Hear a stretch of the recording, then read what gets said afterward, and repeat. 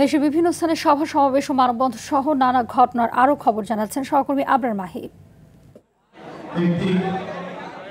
দলীয় সিদ্ধান্তের প্রতি আনুগত্য ও ঐক্যের মাধ্যমে আগামী নির্বাচনে ধানের শীষকে বিজয়ী করতে হবে বলে মন্তব্য করেছেন ঢাকা জেলা যুবদলের সাধারণ সম্পাদক মোহাম্মদ আইয়ুব খান। আশুলিয়ার ডেন্ডাবর এলাকার বাগানবাড়িতে এক আলোচনা সভায় তিনি এসব কথা বলেন। সুন্দরবনের মোংলার তেলিখালীতে প্রায় 5 একর জমিতে বিএনপি চেয়ারপারসনের নামে Begum Khaleda Zia academic school and college ও বৃদ্ধাশ্রম নির্মাণের ভিত্তিপ্রস্তর স্থাপন করা হয়েছে। হবিগঞ্জের বাহুবলে বিশাল মিছিল ও গণসংযোগ করেছেন বিএনপি নেতা মোখলেছুর রহমান। ঢাকা সিলেট মহাসড়কের মিরপুর পয়েন্ট থেকে মিছিলটি শুরু হয়ে পুরো শহর প্রদক্ষিণ করে। নেত্রকোনা শহরে পরিষ্কার পরিচ্ছন্নতা অভিযান ও সচেতনতামূলক কার্যক্রম পরিচালিত হয়েছে। জেলা যুবদলের সাবেক সহসভাপতি আব্দুল্লাহ আল মামুন খান রনির নেতৃত্বে অর্ধশতাধিক তরুণ এই কার্যক্রমে অংশগ্রহণ করে।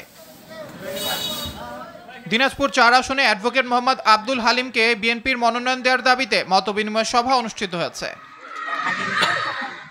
শেরপুরে সন্ত্রাসীদের দ্বারা বাড়ি ছাড়া করার ঘটনায় মানববন্ধন করেছে একটি ভুক্তভোগী পরিবার। শেরপুর প্রেস ক্লাবের সামনে ভুক্তভোগী ওই পরিবারের নারী ও শিশু সদস্যরা এ মানববন্ধনে অংশ নেয়।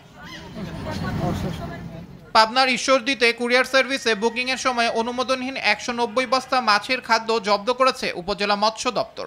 শহরের পাবনা রোডে সুন্দরবন কুরিয়ার সার্ভিস ঈশ্বরদী শাখার সামনে থেকে এসব মৎস্য খাদ্য জব্দ করা হয়।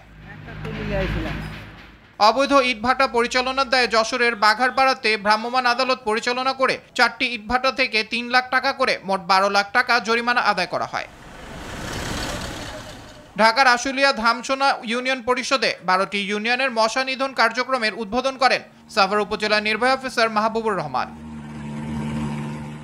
ঝিনাইদহে বুলডোজার দিয়ে গুড়িয়ে দেওয়া হয়েছে শেখ মুজিবুর রহমানের অবশিষ্ট প্রতিকৃতি। শহরের মুজিব চত্বরে স্থাপিত প্রতিকৃতি গুড়িয়ে দেয় বৈষম্য বিরোধী ছাত্র আন্দোলনের নেতাকর্মীরা। ঝালকাঠির রাজাপুরে আরাফাত রহমান কোকো স্মৃতি ফুটবল টুর্নামেন্টের ফাইনাল ও পুরস্কার বিতরণী অনুষ্ঠিত হয়েছে। জাতীয় পতাকা ও বেলুন উড়িয়ে টুর্নামেন্ট উদ্বোধন করেন বিএনপির জাতীয় নির্বাহী কমিটির ক্রীড়া বিষয়ক সম্পাদক আমিনুল হক। আবরার মাহি, RTV।